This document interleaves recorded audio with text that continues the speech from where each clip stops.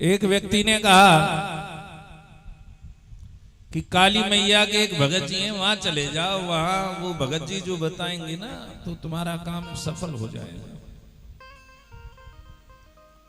दूसरा व्यक्ति कहने लगा, अरे भगवान श्री कृष्ण का एक सेवक है मोहन बाबा का, गुजरों में मोहन बाबा की ज्यादा उपासना होती है, वहां चले जाओ। तो वो गुजर सोचने लगो कि चलो मोहन बाबा को यहां तो आते जाते आए, वहीं चले जाए। तो मोहन बाबा के भगत जी ने कहा कि भगवान श्री कृष्ण की एक प्रतिमा रख लो और उसकी उपासना करो, वंदना करो, जो जो नियम कर्म बताए, धूप बत्ती करो, जोत बत्ती करो। अब तो वो बड़ा प्रसन्न हुआ और भगवान कृष्ण की एक प्रतिमा लाकर रख ली। महीना 2 महीना, जब ज्यादा विपत्ति में व्यक्ति घिर जाए तो एक एक पल मुश्किल कटना हो जाता है। महीना 2 महीना तो बहुत दूर की बात है। धैर्य उसका खो गया। वाने कही हम तो फालतू में मोहन बाबा के चक्कर में पड़े, आते तो कई और के पास जाए। तो दूसरा व्यक्ति कहने लगा, मैंने तो पहले ही कहा था कि वो जो काली मैया का भगत है ना वो अच्छा है, वहां चलो। अब उसने काली मैया वाले भगत जी के पास गया तो उसने अपनी एक देवी माँ की, काली माँ की एक फोटो दे दी। उन्होंने कहा अब या की जोत बत्ती करियो। तो उसने आप देखा ना ताब जो जोत का आला बना हुआ था उसके ऊपर टाण रखा हुआ है। वो भगवान कृष्ण की मूर्ति को उठाकर उसने टाण पर बिठा दिया। नीचे देवी मैया और ऊपर भगवान कृष्ण। अब लाजमी है जो भी जोत बत्ती करे, दीपक जलावे, बाकी क्या होगी, लो कहां जाएगी, ऊपर की तरफ जाएगी। महीना भर रह गए हो, कोई फायदा नहीं पड़ो, कोई काम धंधो बनो ना, कोई डील लगी ना। माने कही कि भाई देवी मैया में तो बड़ी ताकत है, लेकिन काम कहां बिगड़ रहा है, मेरी पूजा में कहां कमी है। तो देखा कि जो धूप बत्ती नीचे लगा रखी है वो ऊपर भगवान श्री कृष्ण तक पहुंच रही है। तो मनी मन उसने जजमेंट लिया, ओहो देवी मैया की सबरी धूप बत्ती है तो ये ठाकुर जी महाराज बैठे बैठे सूत रहे, ये सबरी धूप बत्ती को रस कहां जा रहा है, ठाकुर जी के पास। उसने एक कपड़ा लिया और कपड़ा लेकर ठाकुर जी के मुंह से बांधना चाहा कि या की नाक बंद करूं, या की नाक बंद करूंगा जब ही देवी मैया तक ये धूप बत्ती को रस जावेगो, अन्यथा समरे रसन ने तो यही ग्रहण कर रो है। उसने जैसे ही भगवान कृष्ण की प्रतिमा के मुख पर पट्टी बांधनी चाहिए, नाक को बंद करना चाहा, भगवान कृष्ण हाथ पकड़ लेते हैं, कहने लगे कि बिल्कुल ही घोट के मारेगो का। जैसे ही कहा बिल्कुल ही घोट कर मारेगो, तो कहने लगे उस दिन से मैं उपासना कर रहा था, जब से तो नहीं आए, आज जब मैं तुम्हारे मोहड़े बंद करवे लग गए तो तुरंत प्रकट है गए। भाई गुजर तो गुजर है अपनी भाषा में, उस दिन से तो कभी प्रकट ना भय, अब तो थोड़ी देर में ही आ गो।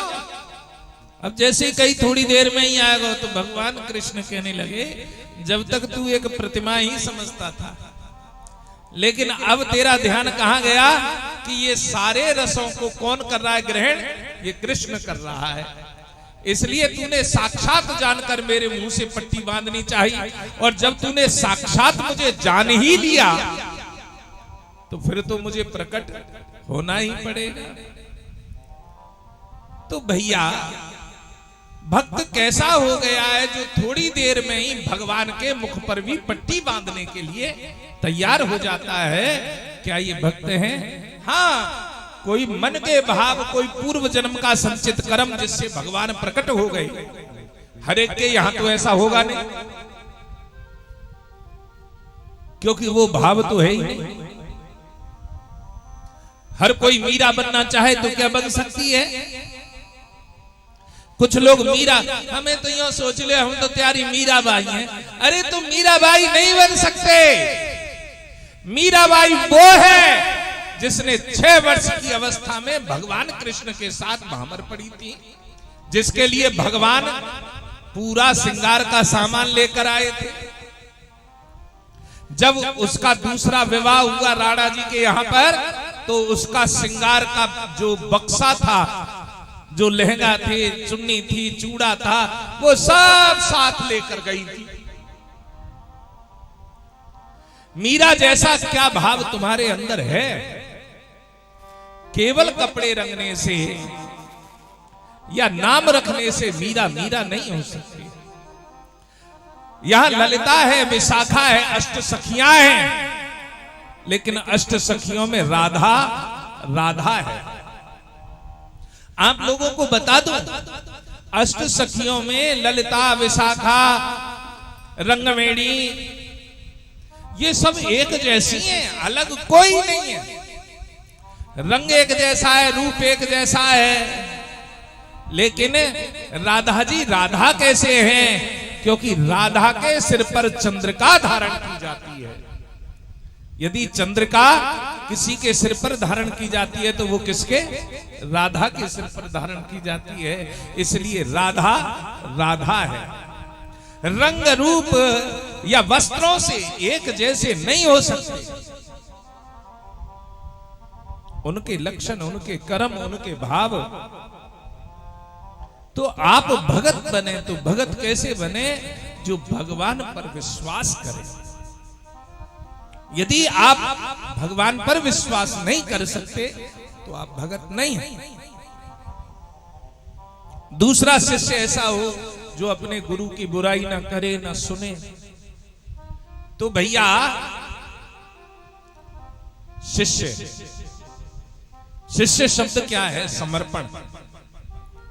जहां अपने आप को सौंप चुका है, अब सौंप दिया इस जीवन का सब भार तुम्हारे हाथों में है, जीत तुम्हारे हाथों में है, हार तुम्हारे हाथों में, वो है शिष्य।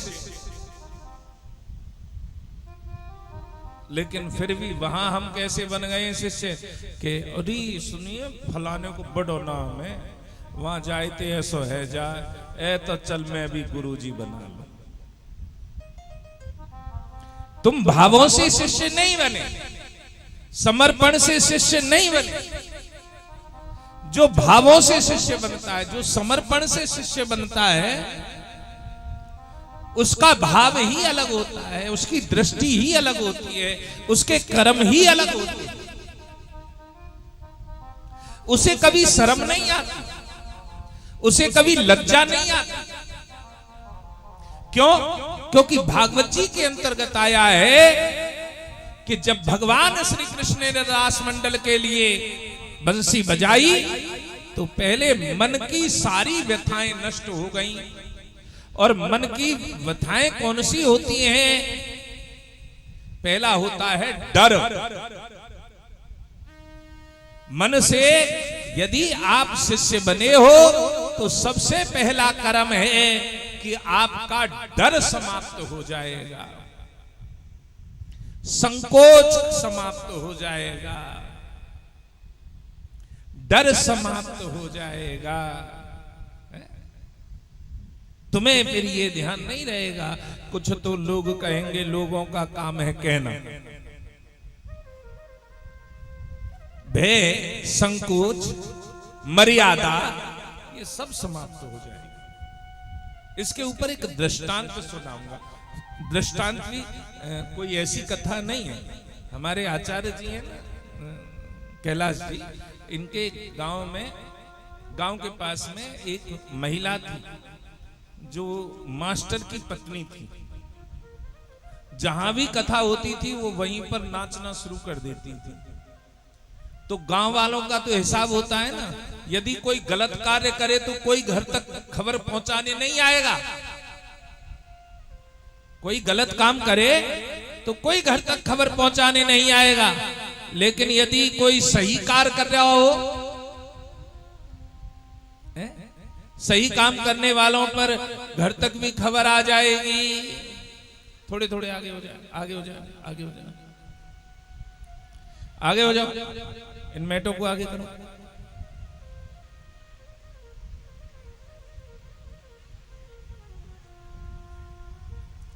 कुर्सी और ले लो।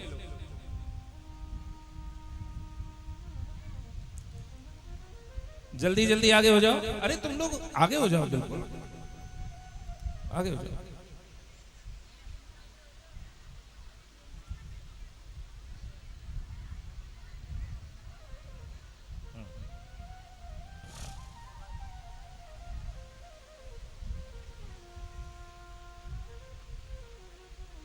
जब कोई अच्छा कार्य करे तो कोई चैन से करने नहीं देता। यदि आप कोई बुरा कार्य करेंगे तो आप पर बहुत लोग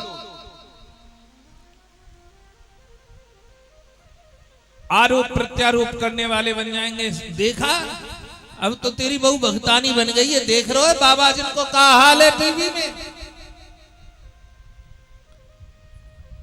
घर में कोशिश करेंगे कैसे भी आग लग जाएगी।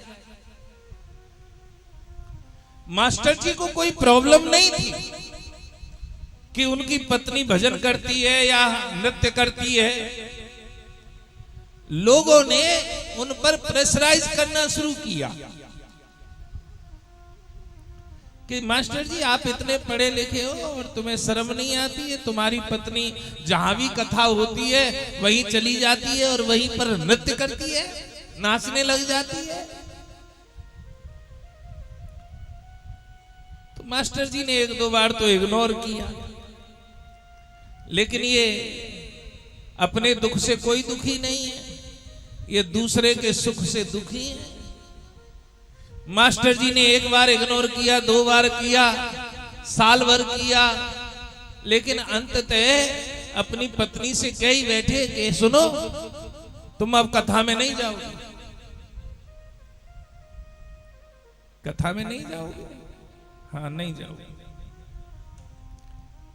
अब जब कह दिया कि कथा में नहीं जाओगे, बेटा इधर बैठ जाओ, यहां पर आकर बैठो, इधर आके बैठ जाओ सामने।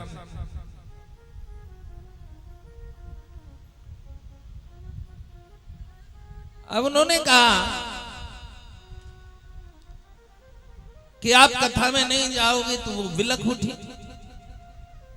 जैसे कुछ लोगों के भोजन से तृप्ति होती है, ऐसे कुछ व्यक्तियों को आदत होती है कि जब तक वो गुरुजी के दर्शन ना करें, कथा ना सुने, सत्संग ना सुने, तो उन्हें चैन नहीं पड़ता, तड़फड़ाहट होती है।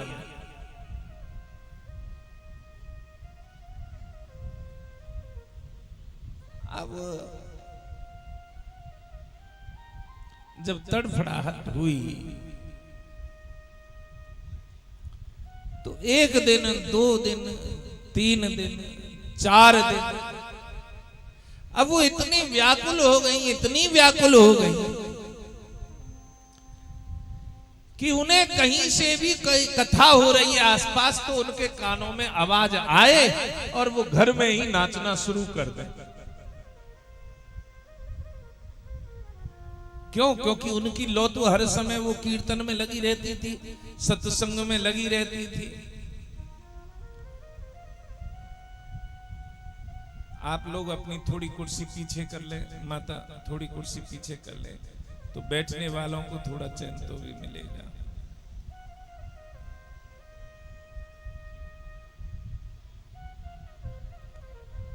अब घर में ही जब नृत्य करना शुरू कर दिया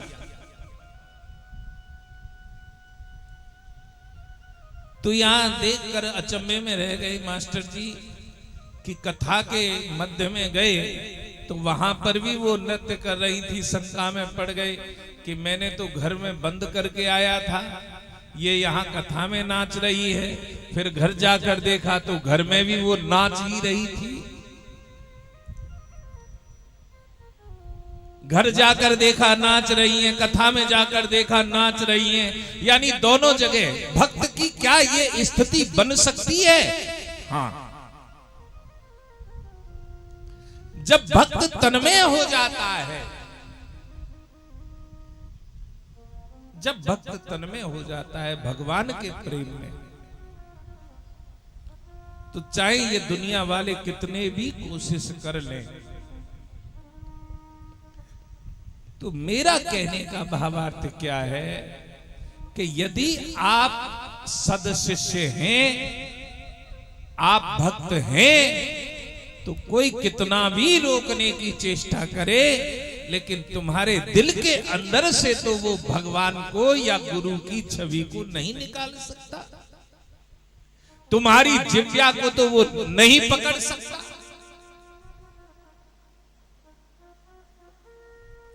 हाँ ठीक है कि तुम मंदिर नहीं जा पाओगे, गुरुजी से नहीं मिल पाओगे, लेकिन जब तुम्हारा आंतरिक प्रेम प्रबल हो जाएगा तो रोकने वाले भी अपने आप शांत हो जाएंगे।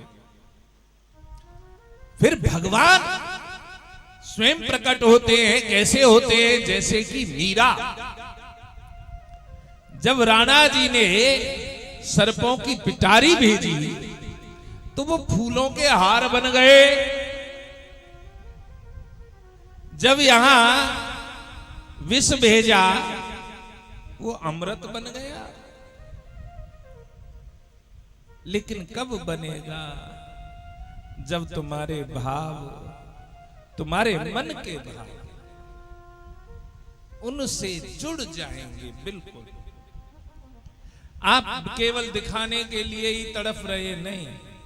आप कहे हाँ हमें बिनो जौन दे, कहो करें कैसे करें,